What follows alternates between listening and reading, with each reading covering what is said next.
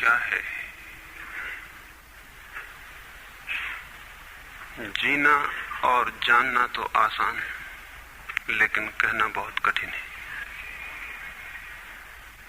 जैसे कोई मछली से पूछे कि सागर क्या है, तो मछली कह सकती है यह है सागर, ये रहा, चारों तरफ वही है। लेकिन कोई पूछे कि कहो क्या है, बताओ मत, तो बहुत कठिन हो जाएगा मछली को। आदमी के जीवन में भी जो श्रेष्ठ है, सुंदर है और सत्य है, उसे जिया जा सकता, जाना जा सकता, हुआ जा सकता, लेकिन कहना बहुत मुश्किल है। और दुर्घटना और दुर्भाग्य यह है कि जिसमें जिया जाना चाहिए, जिसमें हुआ जाना चाहिए, उसके संबंध में मनुष्य जाति 5-6 हजार वर्ष से केवल बातें कर रही है। प्रेम की बात चल रही है, प्रेम के गीत गाए जा रहे हैं, प्रेम के भजन गाए जा रहे हैं, और प्रेम का मनुष्य के जीवन में कोई स्थान नहीं। अगर आदमी के भीतर खोजने जाएं तो प्रेम से ज्यादा असत्य शब्द दूसरा नहीं मिलेगा।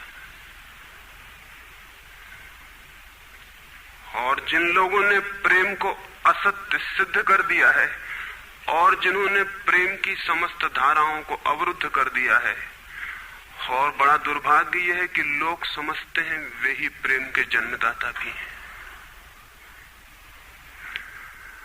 धर्म प्रेम की बातें करता है, लेकिन आज तक जिस प्रकार का धर्म मनुष्य जाति के ऊपर दुर्भाग्य की भांति छाया हुआ है, उस धर्म ने ही मनुष्य के जीवन से प्रेम के सारे द्वार बंद कर दिए। और न इस संबंध में पूरब और पश्चिम में कोई फर्क है, न हिंदुस्तान में और न अमेरिका में कोई फर्क है। मनुष्य के जीवन में प्रेम की धारा प्रकट ही नहीं हो पाई, और नहीं हो पाई तो हम दोष देते हैं कि मनुष्य ही बुरा है, इसलिए नहीं प्रकट हो पाई। हम दोष देते हैं कि ये मन ही जहर है, इसलिए प्रकट नहीं हो पाई। मन जहर नहीं है, और जो लोग मन को जहर कहते रहे, उन्होंने ही प्रेम को जहरीला कर दिया, प्रेम को प्रकट नहीं होने दिया। मन जहर हो कैसे सकता है? इस जगत में कुछ भी जहर नहीं है। परमात्मा के सारे उपक्रम में कुछ भी विष नहीं है, सब अमृत है। लेकिन आदमी ने सारे अमृत को जहर कर लिया है, और इस जहर करने में शिक्षक, साधु, संत और तथाकथित धार्मिक लोगों का सबसे ज्यादा हाथ है। इस बात को थोड़ा समझ लेना जरूरी है, क्योंकि अगर ये बात दिखाई न पड़े तो मनुष्य के जीवन में कभी भी प्रेम भविष्य में भी नहीं हो सकेगा। क्योंकि जिन कारणों से प्रेम नहीं पैदा हो सका है, उन्हीं कारणों को हम प्रेम प्रकट करने के आधार और कारण बना रहे हैं। हालतें ऐसी हैं कि गलत सिद्धांतों को अगर हजारों वर्ष तक दोहराया जाए तो फिर हम ये भूल ही जाते हैं कि सिद्धांत गलत हैं, और दिखाई पड़ने लगता है कि आदमी गलत है, क्योंकि उन सिद्धांतों को पूरा नहीं कर पा रहा है। मैंने सुना है एक सम्राट के महल के नीचे से एक पंखा बेचने वाला गुजरता था और जोर से चिल्ला रहा था कि अनूठे और अद्भुत पंखे मैंने निर्मित किए हैं। ऐसे पंखे कभी भी नहीं बनाए गए, ये पंखे कभी देखे भी नहीं गए हैं। सम्राट ने खिड़की से झांक के देखा कि कौन है जो अनूठे पंखे ले आया। सम्राट के पास सब तरह के पंखे थे, दुनिया के कोने कोने में जो मिल सकते थे। और नीचे देखा, गलियारे में खड़ा हुआ एक आदमी, साधारण 2-2 पैसे के पंखे होंगे, और चिल्ला रहा है कि अनूठे, अद्वितीय। उस आदमी को ऊपर बुलाया और पूछा कि इन पंखों में क्या खूबी है, दाम क्या है इन पंखों के। उस पंखे वाले ने कहा कि महाराज, दाम ज्यादा नहीं है, पंखे को देखते हुए दाम बहुत कम है, सिर्फ 100 रुपए का पंखा है। सम्राट ने कहा 100 रुपए? ये 2 पैसे का पंखा जो बाजार में जगह जगह मिलता है, 100 रुपए दाम, क्या है इसकी खूबी? उस आदमी ने कहा खूबी, ये पंखा 100 वर्ष चलता है, 100 वर्ष के लिए गारंटी है, 100 वर्ष से कम में खराब नहीं होता है। सम्राट ने कहा, इसको देख के तो ऐसा लगता है कि सप्ताह भी चल जाए, पूरा तो मुश्किल। धोखा देने की कोशिश कर रहे हो, सरासर बेईमानी, और वो भी सम्राट के सामने। उस आदमी ने कहा, आप मुझे भली भांति जानते हैं, इसी गलिहारे में रोज पंखे बेचता हूं, 100 रुपए दाम है इसके, और अगर 100 वर्ष न चले तो जिम्मेदार मैं हूं, रोज तो नीचे मौजूद होता हूं, और फिर आप सम्राट हैं, आपको धोखा देके जाऊंगा कहां। वो पंखा खरीद लिया गया। सम्राट को विश्वास तो न था, लेकिन आश्चर्य भी था कि यह आदमी सरासर झूठ बोल रहा है, किस बल पर बोल रहा है। पंखा 100 रुपए में खरीद लिया गया और उससे कहा कि 7वें दिन तुम उपस्थित हो जाना। 2-4 दिन में ही पंखे की डंडी बाहर निकल गई, 7वें दिन तो वो बिल्कुल मुर्दा हो गए। लेकिन सम्राट ने सोचा कि शायद पंखे वाला आएगा नहीं, लेकिन ठीक समय पर 7वें दिन वो पंखे वाला हाजिर हो गया। उसने कहा, कहो महाराज। उन्होंने कहा, कहना नहीं है, ये पंखा पड़ा हुआ है, टूटा हुआ। ये 7 दिन में ये गति हो गई, तुम कहते 100 वर्ष चलेगा। पागल हो या धोखेबाज, क्या हो? उस आदमी ने कहा कि मालूम होता है आपको पंखा जलना नहीं आता है। पंखा तो 100 वर्ष चलता ही, पंखा तो गारंटीड है। आप पंखा जलते कैसे थे? सम्राट ने कहा, और भी सुनो, अब मुझे ये भी सीखना पड़ेगा कि पंखा कैसे किया जाता है। उस आदमी ने कहा, कृपा करके बताइए कि इस पंखे की गति 7 दिन में ऐसी कैसे बना दी आपने, किस भांति पंखा किया? सम्राट ने पंखा उठा के करके दिखाया कि इस भांति मैंने पंखा किया है। उस आदमी ने कहा, समझ गया, भूल, इस तरह पंखा नहीं किया जाता। सम्राट ने कहा, और क्या रास्ता है पंखा जलने का? उस आदमी ने कहा, पंखा पकड़िए सामने और सिर को हिलाइए। पंखा 100 वर्ष चलेगा, आप समाप्त हो जाएंगे, लेकिन पंखा बचेगा। पंखा गलत नहीं है, आपके जलने का ढंग गलत है। यह आदमी पैदा हुआ है 5-6 हजार या 10 हजार वर्ष की संस्कृति का, यह आदमी फल है, लेकिन संस्कृति गलत नहीं है, यह आदमी गलत है। आदमी मरता जा रहा है रोज, और संस्कृति की दुहाई चलती चली जाती है कि महान संस्कृति, महान धर्म, महान सब कुछ, और उसका ये फल है। आदमी उसी संस्कृति से गुजरा है और ये परिणाम है उसका। लेकिन नहीं, आदमी गलत है, और आदमी को बदलना चाहिए अपने को। और कोई कहने की हिम्मत नहीं उठाता कि कहीं ऐसा तो नहीं है कि 10,000 वर्षों में जो संस्कृति और धर्म आदमी को प्रेम से नहीं भर पाए, वो संस्कृति और धर्म गलत हो।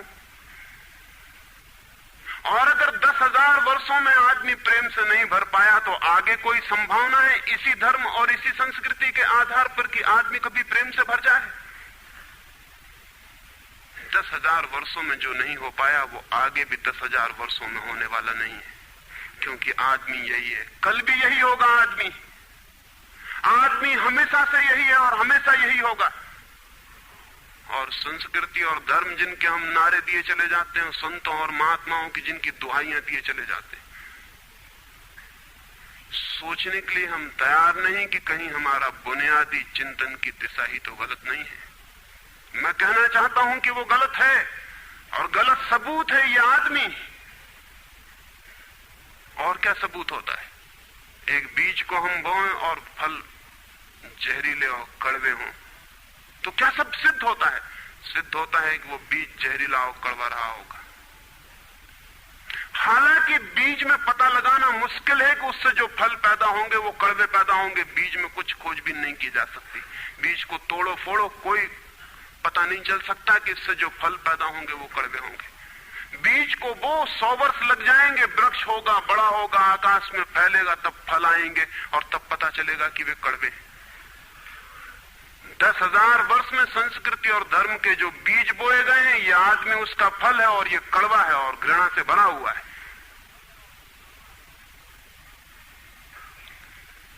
लेकिन उसी की दुहाई दिए चले जाते हैं हम, और सोचते हैं उससे प्रेम हो जाएगा। मैं आपसे कहना चाहता हूं, उससे प्रेम नहीं हो सकता है, क्योंकि प्रेम के पैदा होने की जो बुनियादी संभावना है, धर्मों ने उसकी ही हत्या कर दी है और उसमें ही जहर घोल दिया है।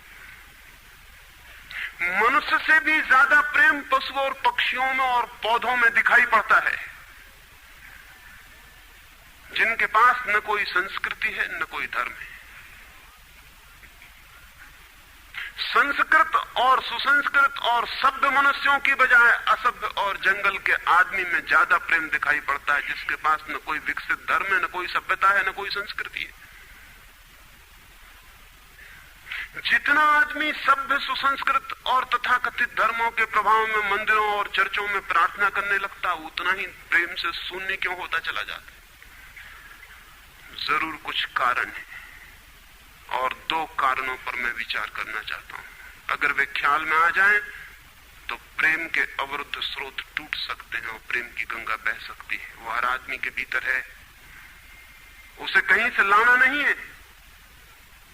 प्रेम कोई ऐसी बात नहीं है कि कहीं खोजने जाना है उसे, वो है, वो प्राणों की प्यास है हर एक के भीतर, वो प्राणों की सुगंध है प्रत्येक के भीतर, लेकिन चारों तरफ से परकोटा है उसके और वो प्रकट नहीं हो पाती। सब तरफ पत्थर की दीवार है और वो झरने नहीं फूट पाते। तो प्रेम की खोज और प्रेम की साधना कोई पॉजिटिव, कोई विधायक खोज और साधना नहीं है कि हम जाएं और कहीं प्रेम सीख लें। एक मूर्तिकार एक पत्थर को तोड़ रहा था, कोई देखने गया था कि मूर्ति कैसे बनाई जाती है। उसने देखा कि मूर्ति तो बिल्कुल नहीं बनाई जा रही, सिर्फ छेनी और हथौड़े से पत्थर तोड़ा जा रहा है।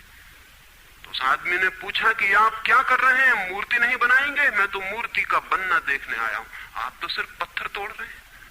उस मूर्तिकार ने कहा कि मूर्ति तो पत्थर के भीतर छिपी है, उसे बनाने की जरूरत नहीं है, सिर्फ उसके ऊपर जो व्यर्थ पत्थर जुड़ा है उसे अलग कर देने की जरूरत है और मूर्ति प्रकट हो जाएगी। मूर्ति बनाई नहीं जाती, मूर्ति सिर्फ आविष्कृत होती है, डिस्कवर होती है, अनावृत होती है, उगाड़ी जाती है। मनुष्य के भीतर प्रेम छिपा है, सिर्फ उगाड़ने की बात है, उसे पैदा करने का सवाल नहीं है, अनावृत करने की बात है। कुछ है जो हमने ऊपर से ओढ़ा हुआ है, जो उसे प्रकट नहीं होने देता। एक चिकित्सक से जाके आप पूछें कि स्वास्थ्य क्या है, और दुनिया का कोई चिकित्सक नहीं बता सकता कि स्वास्थ्य क्या है। बड़े आश्चर्य की बात है, स्वास्थ्य पर ही तो सारा चिकित्सा शास्त्र खड़ा है, सारी मेडिकल साइंस खड़ी है, और कोई नहीं बता सकता कि स्वास्थ्य क्या है। लेकिन चिकित्सक से पूछें कि स्वास्थ्य क्या है, तो वो कहेगा बीमारियों के बाबत हम बता सकते हैं कि बीमारियां क्या हैं, उनके लक्षण हमें पता है, एक एक बीमारी का अलग अलग परिभाषा हमें पता है। स्वास्थ्य का हमें कोई भी पता नहीं है। इतना हम कह सकते हैं कि जब कोई बीमारी नहीं होती तो जो होता है वो स्वास्थ्य है। स्वास्थ्य तो मनुष्य के भीतर छिपा है, इसलिए मनुष्य की परिभाषा के बाहर है। बीमारी बाहर से आती है, इसलिए बाहर से परिभाषा की जा सकती है। स्वास्थ्य भीतर से आता है, उसकी कोई परिभाषा नहीं की जा सकती। इतना ही हम कह सकते हैं कि बीमारियों का अभाव स्वास्थ्य है। लेकिन ये स्वास्थ्य की कहां परिभाषा हुई? स्वास्थ्य के संबंध में तो हमने कुछ भी ना कहा कि बीमारियां नहीं है, तो बीमारियों के संबंध में कहा। सच ये है कि स्वास्थ्य पैदा नहीं करना होता, या तो छिप जाता है बीमारियों में, या बीमारियां हट जाती हैं तो प्रकट हो जाता है। स्वास्थ्य हम में है, स्वास्थ्य हमारा स्वभाव है, प्रेम हम में है, प्रेम हमारा स्वभाव है। इसलिए ये बात गलत है कि मनुष्य को समझाया जाए कि तुम प्रेम पैदा करो। सोचना यह है कि प्रेम पैदा क्यों नहीं हो पा रहा है, बाधा क्या है, अड़चन क्या है, कहां रुकावट डाल दी गई। अगर कोई भी रुकावट ना हो तो प्रेम प्रकट होगा ही, उसे सिखाने की और समझाने की कोई भी जरूरत नहीं है। अगर मनुष्य के ऊपर गलत संस्कृति और गलत संस्कार की धाराएं और बाधाएं न हो तो हर आदमी प्रेम को उपलब्ध होगा ही, ये अनिवार्यता है। प्रेम से कोई बच ही नहीं सकता, प्रेम स्वभाव है। गंगा बहती है हिमालय से, बहेगी गंगा, उसके प्राण है, उसके पास जल है, वो बहेगी और सागर को खोज ही लेगी। न किसी पुलिस वाले से पूछेगी, न किसी पुरोहित से पूछेगी कि सागर कहां है। देखा किसी गंगा को चौरस्ते पर खड़े होकर पूछते कि सागर कहां है? उसके प्राणों में है छिपी सागर की खोज और ऊर्जा है, तो पहाड़ तोड़ेगी, मैदान तोड़ेगी और पहुंच जाएगी सागर तक। सागर कितने ही दूर हो, कितना ही छिपा हो, खोज ही लेगी। और कोई रास्ता नहीं है, कोई गाइड बुक नहीं है कि जिससे पता लगा ले कि कहां से जाना है, लेकिन पहुंच जाती है। लेकिन बांध बांध दिए जाएं, चारों तरफ परकोटे उठा दिए जाएं, प्रकृति की बाधाओं को तोड़ के तो गंगा सागर तक पहुंच जाती है, लेकिन अगर आदमी की इंजीनियरिंग की बाधाएं खड़ी कर दी जाएं तो हो सकता है गंगा सागर तक न पहुंच पाए। ये भेद समझ लेना जरूरी है। प्रकृति की कोई भी बाधा असल में बाधा नहीं है, इसलिए गंगा सागर तक पहुंच जाती है, हिमालय को काट के पहुंच जाती है। लेकिन अगर आदमी इजाद करे, इंतजाम करे, तो गंगा को सागर तक नहीं भी पहुंचने दे सकता है। प्रकृति का तो एक सहयोग है, प्रकृति तो एक हार्मनी है। वहां जो बाधा भी दिखाई पड़ती है वो भी शायद शक्ति को जगाने के लिए चुनौती है। वहां जो विरोध भी दिखाई पड़ता है वो भी शायद भीतर प्राणों में जो छिपा है उसे प्रकट करने के लिए बुलावा है। वहां शायद कोई बाधा नहीं है। वहां हम बीज को दबाते हैं जमीन में,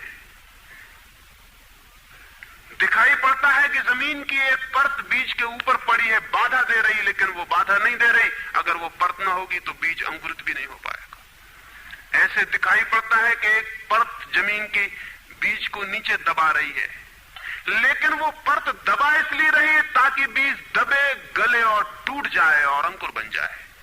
ऊपर से दिखाई पड़ता है वो जमीन बाधा दे रही, लेकिन वो जमीन मित्र है और सहयोग कर रही बीज को प्रकट करने में। प्रकृति तो एक हार्मनी है, एक संगीतपूर्ण लयबद्धता है, लेकिन आदमी ने जो जो निसर्ग के ऊपर इंजीनियरिंग की है, जो जो उसने अपने यांत्रिक धारणाओं को ठोकने की और बिठाने की कोशिश की है, उससे गंगाएं रुक गई हैं, जगह जगह अवरुद्ध हो गई हैं।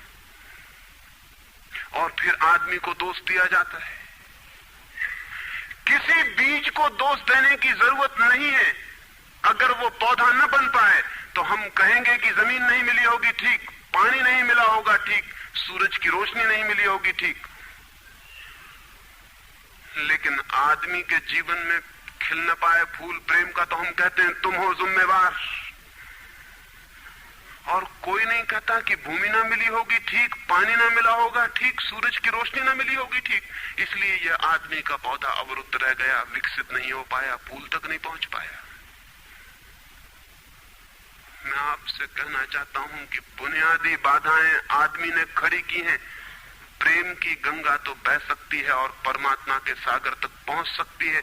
आदमी बना उसलिए है कि वो बहे और प्रेम बहे और परमात्मा तक पहुंच जाए, लेकिन हमने कौन सी बाधाएं खड़ी कर दी? पहली बात, आज तक मनुष्य की सारी संस्कृतियों ने सेक्स का, काम का, वासना का विरोध किया है। इस विरोध ने मनुष्य के भीतर प्रेम के जन्म की संभावना तोड़ दी, नष्ट कर दी। इस निषेध ने, क्योंकि सच्चाई यह है कि प्रेम की सारी यात्रा का प्राथमिक बिंदु काम है, सेक्स है। प्रेम की यात्रा का जन्म गंगोत्री, जहां से गंगा पैदा होगी प्रेम की, वो सेक्स है, वो काम है। और उसके सब दुश्मन है, सारी संस्कृतियां और सारे धर्म और सारे गुरु और सारे महात्मा। तो गंगोत्री पर ही चोट कर दी, वहीं रोक दिया। पाप है काम, अधम है काम, जहर है काम। और हमने सोचा भी नहीं कि काम की ऊर्जा ही, सेक्स एनर्जी ही अंततः प्रेम में परिवर्तित होती और रूपांतरित होती। प्रेम का जो विकास है वो काम की शक्ति का ही ट्रांसफॉर्मेशन है, वो उसी का रूपांतरण है। एक कोयला पड़ा हो और आपको ख्याल भी नहीं आएगा कि कोयला ही रूपांतरित होकर हीरा बन जाता है। हीरे और कोयले में बुनियादी रूप से कोई भी फर्क नहीं है। हीरे में भी वही तत्व हैं जो कोयले में है, और कोयला हजारों वर्ष की प्रक्रिया से गुजर के हीरा बन जाता है, लेकिन कोयले की कोई कीमत नहीं है। उसे कोई घर में रखता भी है तो ऐसी जगह जहां दिखाई ना पड़े, और हीरे को लोग छातियों पर लटका के घूमते हैं कि वो दिखाई पड़े। और हीरा और कोयला एक ही है, लेकिन कोई दिखाई नहीं पड़ता कि इन दोनों के बीच अंतर संबंध है, एक यात्रा है। कोयले की शक्ति ही हीरा बनती है, और अगर आप कोयले के दुश्मन हो गए, जो कि हो जाना बिल्कुल आसान है क्योंकि कोयले में कुछ भी नहीं दिखाई पड़ता, तो हीरे के पैदा होने की संभावना भी समाप्त हो गई, क्योंकि कोयला ही हीरा बन सकता था। सेक्स की शक्ति ही, काम की शक्ति ही प्रेम बनती है, लेकिन उसके विरोध में सारे दुश्मन हैं उसके, अच्छे आदमी उसके दुश्मन हैं। और उसके विरोध ने प्रेम के अंकुर भी नहीं फूटने दिए, और जमीन से प्रथम से पहली सीढ़ी से नष्ट कर दिया भवन को। फिर वो हीरा नहीं बन पाता कोयला, क्योंकि उसके बनने के लिए जो स्वीकृति चाहिए, जो उसका विकास चाहिए, जो उसको रूपांतरित करने की प्रक्रिया चाहिए, उसका सवाल ही नहीं उठता। जिसके हम दुश्मन हो गए, जिसके हम शत्रु हो गए, जिससे हमारी द्वंद्व की स्थिति बन गई और जिससे हम निरंतर लड़ने लगे, अपनी ही शक्ति से आदमी को लड़ा दिया गया है, सेक्स की शक्ति से आदमी को लड़ा दिया गया है। और शिक्षाएं दी जाती हैं कि द्वंद्व छोड़ना चाहिए, कॉन्फ्लिक्ट छोड़नी चाहिए, लड़ना नहीं चाहिए। और सारी शिक्षाएं बुनियाद में सिखा रही हैं कि लड़ो, मन जहर है तो मन से लड़ो, जहर से तो लड़ना पड़ेगा। सेक्स पाप है तो उससे लड़ो। और ऊपर से कहा जा रहा है कि द्वंद्व छोड़ो। जिन शिक्षाओं के आधार पर मनुष्य द्वंद्व से भर रहा है, वही शिक्षाएं दूसरी तरफ कह रही हैं कि द्वंद्व छोड़ो। एक तरफ आदमी को पागल बनाओ और दूसरी तरफ पागल खाने खोलो कि उनका इलाज करना है। एक तरफ कीटाणु फैलाओ बीमारियों के, और फिर अस्पताल खोलो कि बीमारियों का इलाज यहां किया जाता है। एक बात समझ लेनी जरूरी है संबंध में, मनुष्य कभी भी काम से मुक्त नहीं हो सकेगा। काम उसके जीवन का प्राथमिक बिंदु है, उसी से जन्म होता है। परमात्मा ने काम की शक्ति को ही, सेक्स को ही सृष्टि का मूल बिंदु स्वीकार किया है। और परमात्मा जिसे पाप नहीं समझ रहा, महात्मा उसे पाप बता रहे हैं। अगर परमात्मा उसे पाप समझता है तो परमात्मा से बड़ा पापी इस पृथ्वी पर, इस जगत में, इस विश्व में कोई भी नहीं है। फूल खिला हुआ दिखाई पड़ रहा है। कभी सोचा है कि फूल का खिल जाना भी सेक्सुअल एक्ट है? फूल का खिल जाना भी काम की एक घटना है, वासना की एक घटना है। फूल में है क्या उसके खिल जाने में? उसके खिल जाने में कुछ भी नहीं है। वे बिंदु हैं, पराग के, वीरी के कण हैं, जिन्हें तितलियां उड़ा के दूसरे फूलों पे ले जाएंगी और नया जन्म देंगी। एक मोर नाच रहा है और कवि गीत गा रहे हैं, और संत भी देख के प्रसन्न होंगे, लेकिन उन्हें ख्याल नहीं कि नृत्य एक सेक्सुअल एक्ट है। मोर पुकार रहा है अपनी प्रेयसी को या अपने प्रेमी को, वो नृत्य किसी को रिझाने के लिए। पपीहा गीत गा रहा है, कोयल बोल रही है। एक आदमी जवान हो गया है, एक युवती सुंदर होकर विकसित हो गई है। वो सब की सब सेक्सुअल एनर्जी की अभिव्यक्तियां हैं। वो सब का सब काम का ही रूपांतरण है। वो सब का सब काम की ही अभिव्यक्ति, काम की ही अभिव्यंजना है। सारा जीवन, सारी अभिव्यक्ति, सारी फ्लावरिंग काम की है। और उस काम के खिलाफ संस्कृति और धर्म आदमी के मन में जहर डाल रहे हैं, उससे लड़ाने की कोशिश कर रहे हैं। मौलिक शक्ति से मनुष्य को उलझा दिया है लड़ने के लिए, इसलिए मनुष्य दीनहीन, प्रेम से रिक्त और थोथा और ना कुछ हो गया है। काम से लड़ना नहीं है, काम के साथ मैत्री स्थापित करनी है और काम की धारा को और ऊंचाइयों तक ले जाना है। किसी ऋषि ने किसी वधू को, 9 वर और वधू को आशीर्वाद देते हुए कहा था कि तेरे 10 पुत्र पैदा हों और अंततः तेरा पति तेरा 11वां पुत्र हो जाए।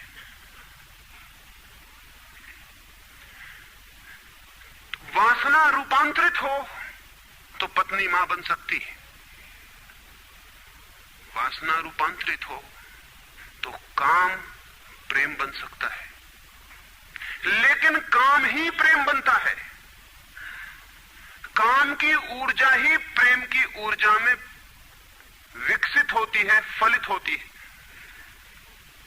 लेकिन हमने मनुष्य को भर दिया है काम के विरोध में। इसका परिणाम यह हुआ कि प्रेम तो पैदा नहीं हो सका, क्योंकि वो तो आगे का विकास था, काम की स्वीकृति से आता।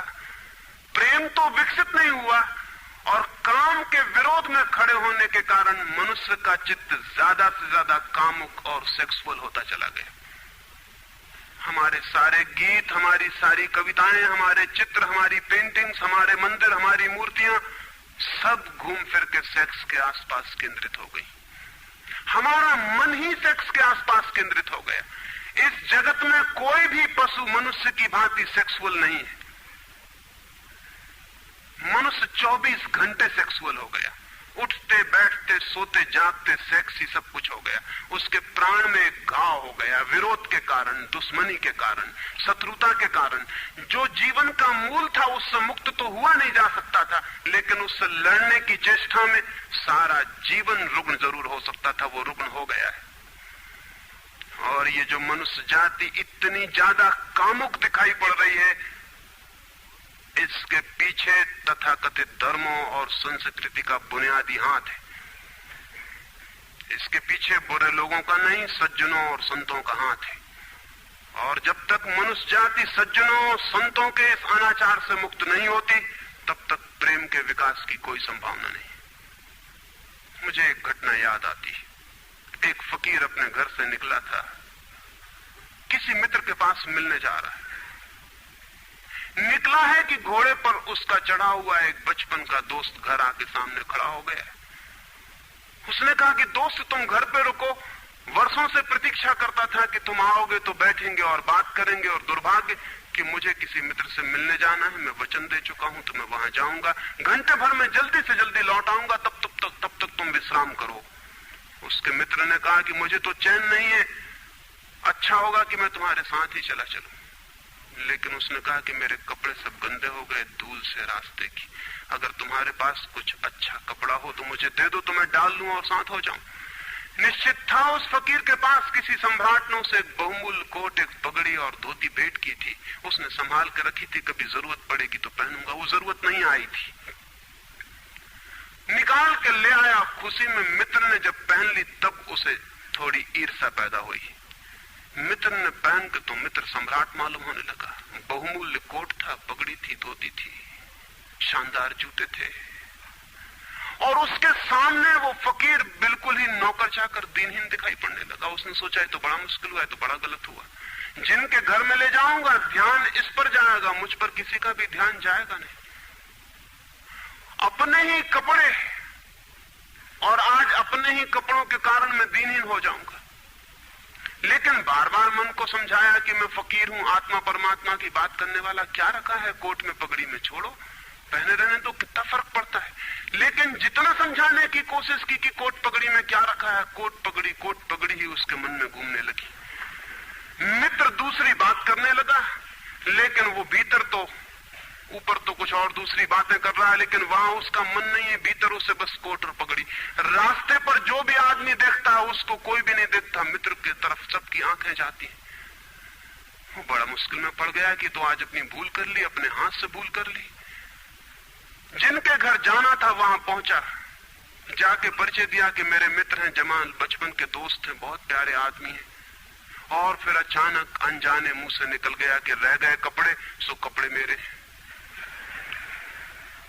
क्योंकि मित्र भी जिनके घर गए थे वो भी उसके कपड़ों को देख रहे थे, और भीतर उसके चल रहा था कोट पगड़ी, मेरी कोट पगड़ी, और उन्हीं की वजह से मैं परेशान हो रहा हूं। निकल गया मुंह से कि रह गए कपड़े, कपड़े मेरे।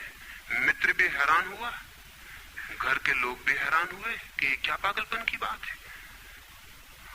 ख्याल उसको भी आया बोल जाने के बाद, तब पछताया कि तो भूल हो गई, पछताया तो और दबाया अपने मन को, बाहर निकल के क्षमा मांगने लगा कि क्षमा कर दो, बड़ी गलती हो गई। मित्र ने कहा मैं तो हैरान हुआ कि तुमसे निकल कैसे गया। उसने कहा कि कुछ नहीं, सिर्फ जबान की चूक हो गई। हालांकि जबान की चूक कभी भी नहीं होती है, भीतर कुछ चलता होता है तो कभी कभी बेमौके जबान से निकल जाता है, चूक कभी नहीं होती। माफ कर दो, भूल हो गई। कैसे ये ख्याल आ गया कुछ समझ में नहीं आता, हालांकि पूरी तरह समझ में आ रहा था कि ख्याल कैसे आया है। दूसरे मित्र के घर गए। अब वो तय करता रहा रास्ते में कि अब चाहे कुछ भी हो जाए, ये नहीं कहना है कि कपड़े मेरे हैं। पक्का कर लेना है अपने मन को। घर के द्वार पर उसने जाके बिल्कुल दृढ़ संकल्प कर लिया कि ये बात नहीं उठानी कि कपड़े मेरे हैं। लेकिन उस पागल को पता नहीं कि जितना वो दृढ़ संकल्प कर रहा है इस बात का, वो दृढ़ संकल्प बता रहा है इस बात को कि उतने ही जोर से उसके भीतर ये भावना घर कर रही कि कपड़े मेरे। आखिर दृढ़ संकल्प किया क्यों जाता है? एक आदमी कहता है कि मैं ब्रह्मचर्य का दृढ़ व्रत लेता हूं, उसका मतलब है उसके भीतर कामुकता दृढ़ता से धक्के मार रही, नहीं तो और कारण क्या है? एक आदमी कहता है कि मैं कसम खाता हूं कि आज से कम खाना खाऊंगा, उसका मतलब यह है कि कसम खानी पड़ रही, ज्यादा खाने का मन है उसका। और तब अनिवार्य रूप में द्वंद्व पैदा होता है। जिससे हम लड़ना चाहते हैं वही हमारी कमजोरी है, और तब द्वंद्व पैदा हो जाना स्वाभाविक है। वो लड़ता हुआ दरवाजे के भीतर गया, संभल संभल के बोला कि मेरे मित्र हैं, लेकिन जब वो बोल रहा है तब उसको कोई नहीं देख रहा, उसके मित्र कोई उस घर के लोग देख रहे हैं। तब फिर उसे ख्याल आया कि मेरा कोट, मेरी पगड़ी। उसने कहा कि दृढ़ता से कसम खाइए, इसकी बात नहीं उठानी। मेरा क्या है कपड़ा लत्ता? कपड़े लत्ते किसी के होते हैं, ये तो सब संसार है, ये तो सब माया है। लेकिन ये सब समझा रहा है, लेकिन असलियत तो बाहर से भीतर, भीतर से बाहर हो रही। समझाया कि मेरे मित्र हैं, बचपन के दोस्त हैं, बहुत प्यारे आदमी हैं, रह गए कपड़े, कपड़े उन्हीं के हैं, मेरे नहीं। पर घर के लोगों को ख्याल आया कि कपड़े उन्हीं के हैं, मेरे नहीं है। आज तक ऐसा परिचय कभी देखा नहीं गया था। बाहर निकल के क्षमा मांगने लगा कि बड़ी भूल हुई जा रही, मैं क्या करूं क्या ना करूं, ये क्या हो गया है मुझे। आज तक मेरी जिंदगी में कपड़ों ने इस तरह से मुझे नहीं पकड़ा था, किसी को नहीं पकड़ा। लेकिन अगर तरकीब उपयोग में करें तो कपड़े पकड़ ले सकते हैं। मित्र ने कहा मैं जाता नहीं तुम्हारे साथ, पर वो हाथ जोड़ने लगा कि नहीं ऐसा मत करो, जीवन भर के लिए दुख रह जाएगा कि मैंने क्या दुर्व्यवहार किया। अब मैं कसम खा के कहता हूं कि कपड़ों की बात ही नहीं उठानी। मैं बिल्कुल भगवान की कसम खाता हूं कि कपड़ों की बात नहीं उठानी। और कसम खाने वालों से हमेशा सावधान रहना जरूरी है, क्योंकि जो भी कसम खाता है उसके भीतर उस कसम से भी मजबूत कोई बैठा है जिसके खिलाफ वो कसम खा रहा है। और वो जो भीतर बैठा है वो ज्यादा भीतर है, कसम ऊपर है और बाहर है। कसम चेतन मन से खाई गई है, और जो भीतर बैठा है वो अचेतन की परतों तक समाया हुआ है। अगर मन के 10 हिस्से कर दें तो कसम एक हिस्से ने खाई है, 9 हिस्से उल्टा भीतर खड़ा हुआ है। ब्रह्मचर्य की कसम एक हिस्सा खा रहा है मन का, और 9 हिस्सा परमात्मा की दुहाई दे रहा है। वो जो परमात्मा ने बनाया है वो उसके लिए कहा चला जा रहा है, कहे चला जा रहा है। गए तीसरे मित्र के घर। अब उसने बिल्कुल ही अपनी सांसों तक पे संयम कर रखा है। संयमी आदमी बड़े खतरनाक होते हैं, क्योंकि उनके भीतर ज्वालामुखी उबल रहा है और ऊपर से वो संयम साधे हुए हैं। और इस बात को स्मरण रखना कि जिस चीज को साधना पड़ता है, साधने में इतना श्रम लग जाता है कि साधना पूरे वक्त हो नहीं सकती, फिर शिथिल होना पड़ेगा, विश्राम करना पड़ेगा। अगर मैं जोर से मुट्ठी बांध लूं तो कितनी देर बांधे रख सकता हूं? 24 घंटे। जितने जोर से बांधूंगा उतने ही जल्दी थक जाऊंगा और मुट्ठी खुल जाएगी। जिस चीज में भी श्रम करना पड़ता है, जितना ज्यादा श्रम करना पड़ता है उतने जल्दी थकान आ जाती, शक्ति खत्म हो जाती और उल्टा होना शुरू हो जाता। मुट्ठी बांधी जितने जोर से उतने ही जल्दी मुट्ठी खुल जाएगी। मुट्ठी खुली रखी जा सकती है 24 घंटे, लेकिन बांध के नहीं रखी जा सकती है। जिस काम में श्रम पड़ता है उस काम को आप जीवन नहीं बना सकते, कभी सहज नहीं हो सकता वो काम। श्रम पड़ेगा, फिर विश्राम का वक्त आएगा ही। इसलिए जितना सधा हुआ संत होता है उतना ही खतरनाक आदमी होता है, क्योंकि उसका विश्राम का वक्त आएगा। 24 घंटे में घंटे भर को उसे शिथिल होना पड़ेगा, उसी बीच दुनिया भर के पाप उसके भीतर खड़े हो जाएंगे, नरक सामने आ जाएगा। तो उसने बिल्कुल ही अपने को सांस सांस रोक लिया और कहा कि अब कसम खाता हूं कि इन कपड़ों की बात ही नहीं उठानी। लेकिन आप सोच लें उसकी हालत, अगर आप थोड़े बहुत भी धार्मिक आदमी होंगे तो आपको अपने अनुभव से भी पता चल सकता है कि उसकी क्या हालत हुई होगी। अगर आपने कसम खाई हो, व्रत लिए हो, संकल्प साधे हो, तो आपको भली भांति पता होगा कि भीतर क्या हालत हो जाती है। भीतर गया, उसके माथे से पसीना चू रहा है, इतना श्रम पड़ रहा है। मित्र डरा हुआ है उसके पसीने को देखकर कि वो उसकी सब नसें खिंची हुई हैं। वो बोल रहा है एक एक शब्द कि मेरे मित्र हैं, बड़े पुराने दोस्त हैं, बहुत अच्छे आदमी हैं। और एक क्षण को वो रुका, जैसे भीतर से कोई जोर का धक्का आया हो और सब बह गया, बाढ़ आ गई और सब बह गया। और उसने कह के रह गए कपड़े की बात, तो मैंने कसम खा ली है कि कपड़े की बात ही नहीं करनी।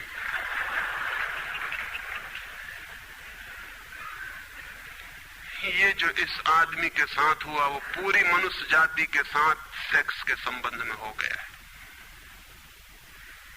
सेक्स को ऑब्सेशन बना दिया, सेक्स को रोग बना दिया, घाव बना दिया और सब विषाक्त कर दिया, सब विषाक्त कर दिया।